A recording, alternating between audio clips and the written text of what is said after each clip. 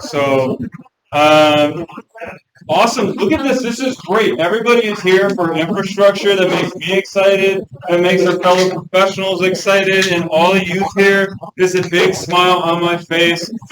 Thank you for coming. I don't know if anybody has heard of United for Infrastructure before, but this is an event that was started out of Washington, D.C. Back in 2013 by some fellow infrastructure nerds that had found a reason to bring people together to build better infrastructure. It now consists of over 500 public, private, and nonprofit organizations nationwide that all convene for a week each year to really convince our public government leaders to build community-based infrastructure, something I think we can all appreciate here. Really focusing on community health and opportunities within the infrastructure workforce. Some of y'all know me, Robert Hanlon here in South Park. We have a small nonprofit, Utility².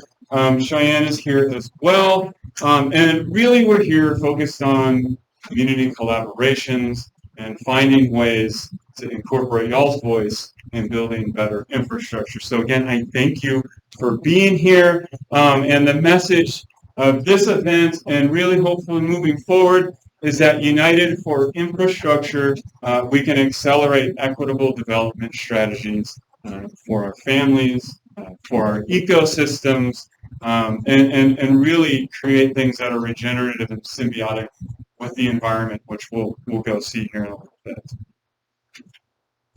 As we build a greater understanding of infrastructure, we have to acknowledge the legacy of the past here. Specifically that most infrastructure nationwide was built upon unceded lands of otherwise flourishing indigenous societies. We've found a way to wall, straighten, and dam and pave the natural environment. And right now we're facing this infrastructure oxymoron where we have to build more to undo the infrastructure of the past. We as professionals acknowledge these past digressions that we've made, and we want to incorporate community's voice and opinions as we move forward. So again, I thank everybody for being here, and I hope we can inspire some interest in getting further engaged with these projects. And I know all the youth in here are engaged, and if those who aren't aware of their work, it's a lot of restoration and some really cool projects coming up. One way that I like to reframe our thinking of infrastructure, this is a very big concept, but using the human era, the idea that we've actually been living alongside the built environment for about 12,000 years. The human era adds back 10,000 years that we don't think about when we put 2022 on our dates. When I click, every 5 seconds represents 1,000 years of the human era. Year zero being when we found the first city. Before that, we were really nomadic. We didn't have too many permanent dwellings, at least that were found. And throughout our progression as a species, we've had countless civilizations, societies, all dependent on infrastructure. We built things to escape the confines of the environment. And at some point, we've outgrown our own technology. There's been events like the Great Disappearance, where we saw massive collapse of several civilizations centered around one resource. And when a drought came, civilizations vanished. And what's crazy is 4,000 years later, we find ourselves in a similar situation. We've built up some truly amazing technology, but maybe we're getting ahead of ourselves. Maybe it's time to take a step back, find a new way to build. And again, the idea of this event, the reason for our nonprofit is to find that infrastructure evolution. At its core is, of course, our community members and your voices. Through networking and talking with folks and trying to get other people engaged with these events, I often hear that, like, we aren't a part of infrastructure. Why do you say this? Like, what's up with it? And when you learn the definition, it comes a little bit clearer. Seeing that we have the Seattle Drivers Association here, we have the public library here. You know, all of these things go and add into our urban environment. You know, first and foremost, we have our primary components. These are the things that people say we're not a part of. You know, these big capital projects that take a lot of money, take a lot of time. 16 critical sectors here, according to the U.S. government. They don't include municipal solid waste, that I think we could all agree is absolutely critical. But all the places that we'll go to after this event, they're part of infrastructure. They're at secondary level. It's the reason why we have the roads, the electrical lines, the water lines, places like our homes, our neighborhoods, where we do our business, where we go have fun, my favorites, which is the green spaces and parks. And us as professionals, when it comes time to build infrastructure, we really want to be cognizant of the environmental and humanistic constraints. Again, this area specifically, when it comes to building new infrastructure, taking a look at what's been done in the past, making sure we don't repeat those mistakes, and in any way do restorative actions. So as we move into the future, we can achieve that equitable legacy. Now, all of this we'll be talking about in our workshops, which I hope many of you are signed up for. They'll be going on in the summer, where we focus on the idea of municipal utility services and infrastructure. These are the things that touch our daily lives, our energy, our waste, our water, the things that our families pay for. So we really take a focus on that. Lastly, an issue that we're bringing up more and more is the idea of digital infrastructure. And at least the reason why I'm really interested in getting youth involved and hearing their opinions and providing awareness of what our physical infrastructure is this is the future. My way of thinking is already outdated. I will never keep up with these digital innovations that are coming out. Whether that's digital twins, basically replicas of physical infrastructure that live on a computer database, cryptocurrency or digital tokens, as I like to refer to them as, and really the idea of living in this digital universe, the metaverse, as Facebook's unfortunately coined. We want community to lead the development. We don't really want the digital barons to control this world. That, as we proceed forward, is something that's going to be, part of our daily lives. Again, kind of returning here. One thing when I came to the area, I'm new. I've been here for a year and a half. Moved down from the north, and this is one of the things I noticed, and I take this in my day-to-day work here, is how our perspectives as an engineer, the communities we grew up in, our daily existence, how that shapes our work is very important. We need to be cognizant, kind of speaking to professionals here, and making sure that we're getting your voices, we're getting you engaged, and when it comes to design new projects, we're making sure that these communities are prioritized, and we don't have these issues of comparisons to these two trails. Who's been on the Duwamish River Trail up to West Seattle? And if you go on that compared to the Burt Gilman, you will see a stark difference. So again, we need to be cognizant of how our priorities are shaped here.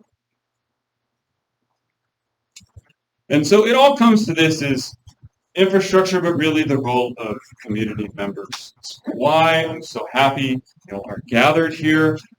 People in mass, our community, our neighborhoods, they truly represent both the funding mechanism and the overall need for why we have the built environment. So we as average people, we have to hold accountability and advocate for both ourselves and others when we have these opportunities. More importantly, we need to make sure we're well informed, because the folks that do community engagement, it's a very special skill that it takes, because not everybody knows everything about a project. So again, we want to just if we want to advocate for better infrastructure, we have to make those steps and be sure we're at least well informed. Again, let's think about our infrastructure legacy and elevate community and environment as a primary design guideline. I think everybody in this room would agree with that. And it's admittedly frustrating when we're seeing some slow progress, when we hit the same pothole day after day, or we're trying to cross a street and it takes too long. I just want to give rest assurance that every single project that we as community members, that we as nonprofits, that y'all do in restoration, it has a big impact. Something like this project right on the Green River Trail, that's going to improve water quality for the life that we maintain it. And that was done with community members, just like everybody here. And again, the idea of united for infrastructure is if we really want to achieve progress, let's make sure we find ways to collaborate and work together. People that have done our workshop have seen this. I guess the point here is, we have a solution, and it's really just up to us to help make this a reality. Working with other businesses, working with our neighbors, following our community engagement processes, and really seeing the urban environment become more connected and working in unison. And again, we're here to help serve anybody that's interested in getting more engaged with our MUSI QC workshops. We dive really deep into a lot of these subjects. We take you on some facility tours, and this summer we'll be doing a pretty exciting project of exploring new neighborhoods, finding infrastructure that you find interesting, and then presenting it to our group, because we like to learn too. And at the end of the day, I just want encouragement again is really the future is up to us. Mechanisms, especially here in King County, have been set up to drive community engagement. The sustainability scores, how we judge our engineering guidelines are set up to take your input and make sure we're addressing your concerns. So together, we'll work together. We can work together and build a better tomorrow and a just normal.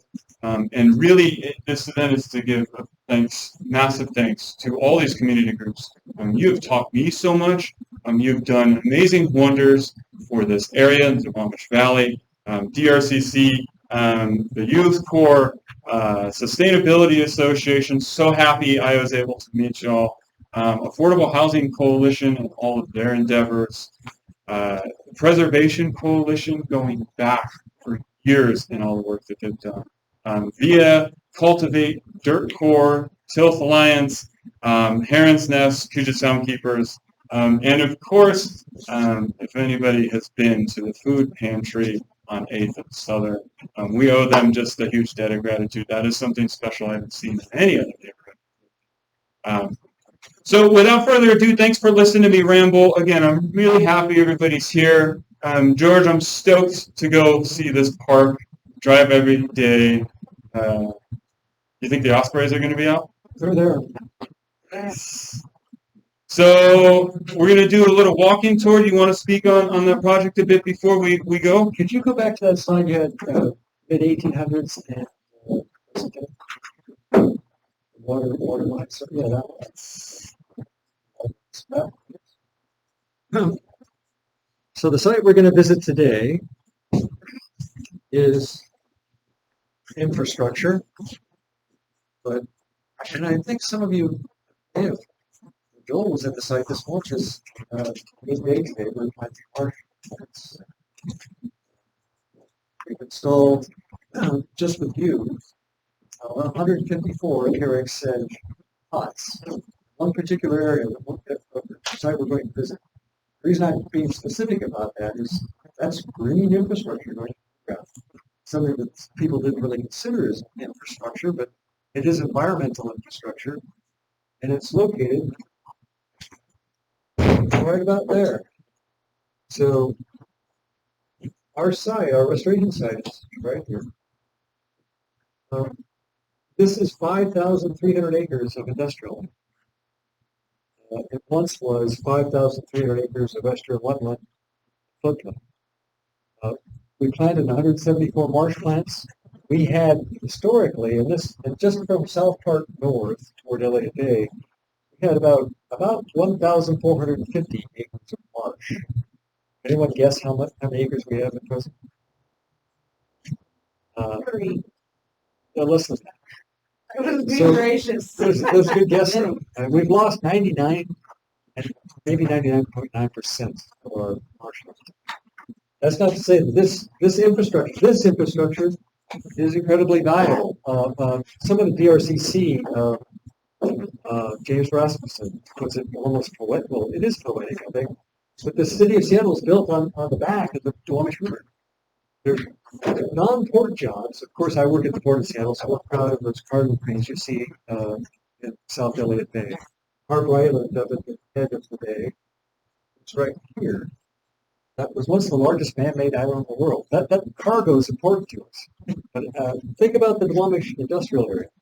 Every day we have about between 80, this is apart from port jobs. This is the other industrial activity, and some of it related. Every day we have perhaps between 80,000 and 100,000 people working. Their payroll is nearly $5 billion. It's an incredible economic impact. Every square foot of that's 80% of Seattle's industrial area. Every square foot of that is manufactured. It's infrastructure that was filled and elevated in order to create economic prosperity. The port's been the port's been a big part of that. What the port hasn't been a big part of is recognizing what this industrial activity means to communities in the Duwamish Valley and to the environment in the Duwamish Valley. We're reversing that, beginning to think of that in a more connected way. So jobs, environment, and community are balanced. Historically, decades ago, there was no balance. Today, we're encouraging that balance and taking active steps to restore that, or to bring about balance. This site is in the middle of this infrastructure. Well, never to be able to turn it back to this sort of environment. But what we can do is you mentioned opportunities. They're rare. The site we're going to visit now is nearly finished. It represents $24 million in investment. One of that was to clean up a site that was badly contaminated. And we followed that cleanup with restoring the site to what we believe are very close to native conditions. When you approach the site, you'll notice that we walk down the site. We're standing right now. You mentioned semi-trucks a little while ago. They've been in this building, sitting down. And when a large truck goes by, you can feel the building shake. Soil's liquefying. This is all filled. We're standing about 18 feet above the historic landscape. Down there, you'll find remains of once dense. At this site, you'll see that in order to get that back, we had to actually move nearly 55,000 tons of material to create this new embankment, which we're now populating with native plants. Both native and migratory species, fish and wildlife, that in fact take advantage of that. This site strategically located. It's here in the heart of what was the historic estuary. It's where fresh water from the watershed meets salt water from Elliott Bay, a particularly rich environment if you're migratory residents from wildlife. You couldn't have picked a better spot. Fortunately, it was a spot that we had this opportunity to seize. We began planning for this site in 1998. That also gives you an idea about the sort of gestation of these opportunities. They take a long time to shape. Bring us to completion. You'll notice when we hope to open this part, this public Shoreline access site, Fish and Wildlife Habitat Restoration in July of this year. It's named People's Park. So I'm of a certain generation. I went to school at a certain university where People's Park had a very different meaning. But it's appropriate here. It's more authentic. The Port of Seattle was going to use this as an industrial site. Citizens said they had a better idea or a different alternative idea. And that was to use the site as a habitat site and a public use area for green open space itself. They convinced the Port Commission of elected officials to do that. $24 million spent at the site. By and large, most of that's public taxes. Citizens said they wanted their taxes, public owned property, not to be, in this case, part of this 5,300 acres of industrial infrastructure. They wanted to look more like this infrastructure. Techniques to do that are to create jobs. We had as many as 30 people working here at various 8 trades. Our contractor was a contractor that does civil construction. He built warehouses, roads. They had never worked on a restoration site. But all began. The techniques they're good at can be reshaped to create a site such as we. I could blab on about this for a long time. But when you think about the site, the sorts of techniques that are necessary to build a site like this are knowable by folks entering the workforce as well as folks in the workforce that might redirect their efforts to this sort of infrastructure. $24 million creates a lot of employment. If we do this correctly, if the site prospers, we'll have the authority, based on your consent, to do it more often. Large plans for the future. This is large. Well, the visit is the largest restoration site in the city of Seattle. It's in Southport. It represents durable, resilient, complex opportunities for the Senate and for citizens. Today you'll see 2 osprey that we call the sites. I've got some materials that describe what I just was talking about here. If anyone's interested, I'd be pleased to. Walk to the site. The contractors, it's a construction site, so I would hope you're all comfortable with stepping around things from time to time. If not, please let me know. I'm very careful. I've got 6 of these. What I'd like to do is, some folks can wear these, and if those folks that are wearing them are sort of at the edges of our group, then we're less likely to be, we'll be more visible. How much time do you want to spend there? Let's go check it out. Yeah, pizzas are going to be delivered around 5:30. So, and there's, I don't want to get in the way of that. Yeah. This place isn't going anywhere, and it's a beautiful sunny day. I'm not trying to rush this. This is an electrification zone, so. Yeah. I didn't know we were.